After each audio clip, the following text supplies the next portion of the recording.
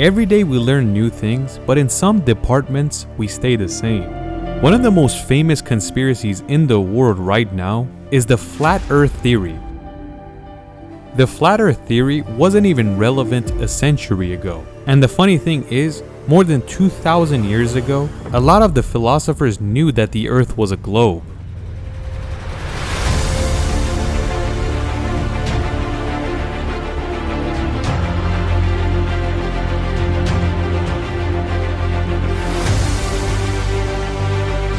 But why are we sitting here with the maximum amount of technology available to us, but millions of people around the world think the world is flat?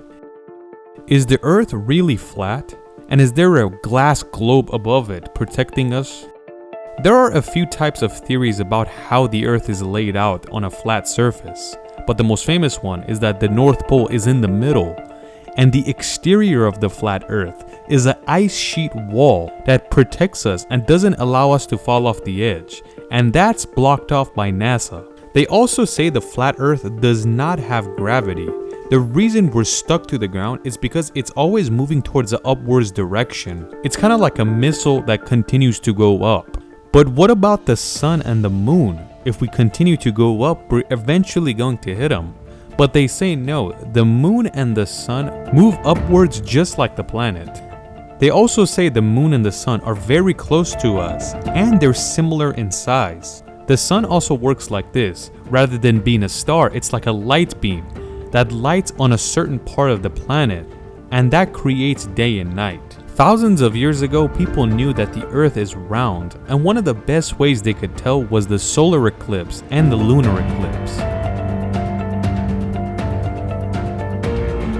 Even though there are a lot of fans of the flat Earth theory, but it seems like a lot of these people are just doing it to troll. They genuinely don't believe it.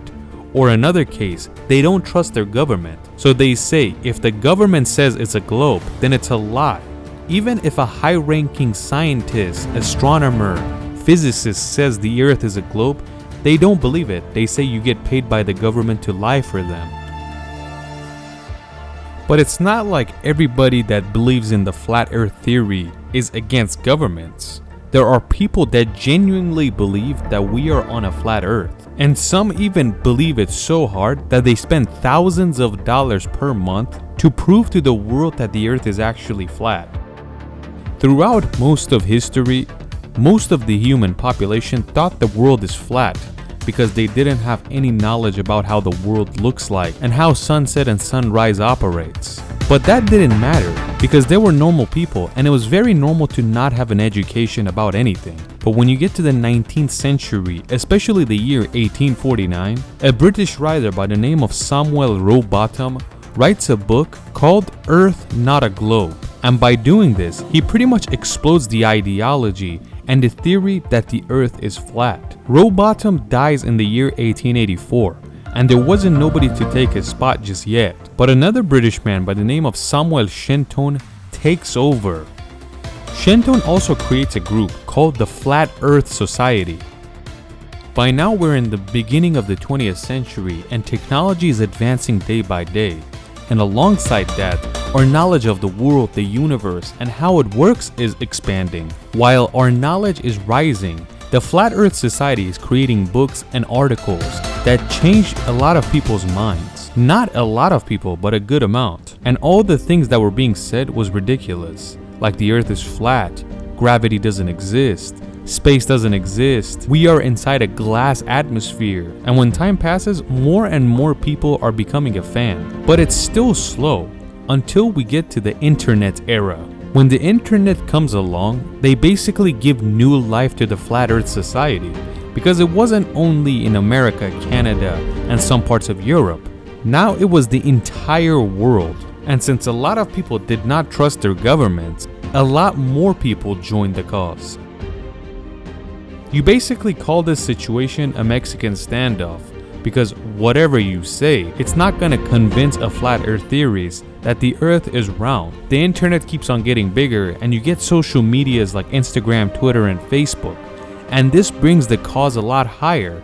Now these guys are in a group across the globe, and they're communicating constantly and spreading the flat earth theory through all these social medias. Any photo that comes from space, especially when NASA does it, they say no, it's Photoshop. They also believe that the astronauts in the space station are not in space, they're actually underwater, but it's edited in a way where you don't see the water. That's why they float freely like that. Most of the fans of the flat earth theory are under the age of 30, and based on statistic, 34% of them believe that the earth is not a globe. But just like we said, a lot of these numbers are people that are against their government and they just want to be anti-government. So anything the government says, they believe the opposite. The only way they've been able to prove something is that they go into a flat area like the ocean or the desert and say, look at it, everything looks flat, right?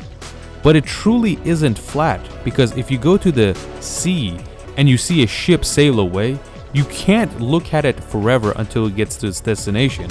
It will slowly go down, just like how it's supposed to, because the earth is round.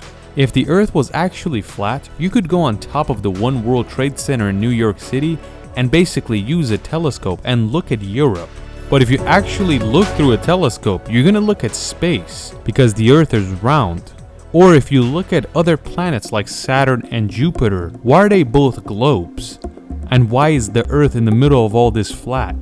The thing is, most of the flat earth believers don't believe that planets actually exist. They think space is fake. You have a flat earth, a glass cover, and a tiny moon and a sun that goes around. And the flat earth is going up like a rocket. So if the earth is flat, where is the edge? And if there is an edge, can we go see it and see what's down there? They say the edge of it is Antarctica, and there is an ice wall blocking everything out.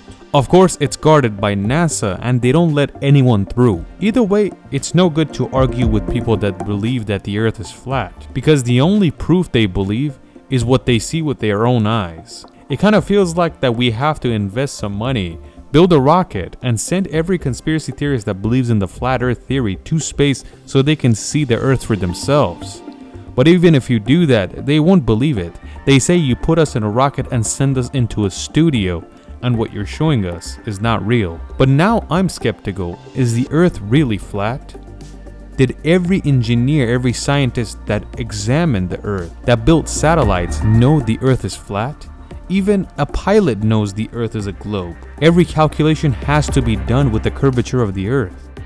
It's hard to believe that people like this are all bought and paid for.